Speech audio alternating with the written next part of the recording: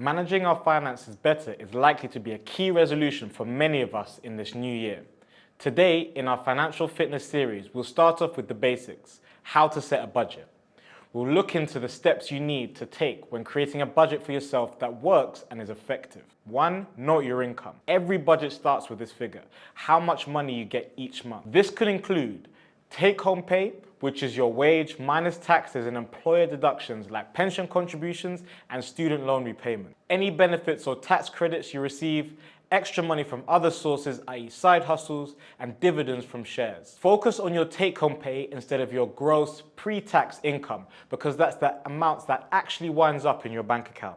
Review your expenses. Once you know how much money you have coming in, the next step is to figure out where it's going. Tracking and categorizing your expenses can help you determine what you are spending the most money on and where it might be easiest to save. Include regular outgoings like utility bills, rent or mortgage, groceries, subscriptions, eating out, shopping, and transport. Your budget needs to cover all your spending, including bills and essentials, any debt repayments, any treats and wants, and any contributions to your savings. Make a plan and stick to it. This is where everything comes together. With an accurate picture of your average spending now at your fingertips, it should be easy to draw up a monthly budget you can stick to. It's time to start thinking about whether you want to use a specific budgeting plan. Here are 4 common budgeting methods to consider. The envelope system.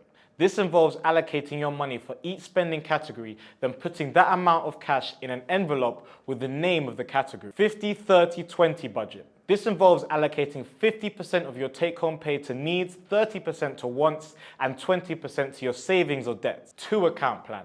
With the 2-account plan, you divide your income amongst accounts and pay for separate categories of expenditure via those accounts. Zero-based budgeting plan. This essentially is a budget that requires you to allocate every pound you have to a specific category of expenditure. Setting up some level of automation and accountability can go a long way in helping you stick to your budget. All in all, you must be tracking your progress, setting realistic goals for yourself, and also revisiting and reviewing your budget when necessary. By creating a realistic budget and consistently following it, you can start to gain more control over your finances and improve your financial security in both the short term and the long term. Make sure you subscribe to XTB to learn more about investing and trading.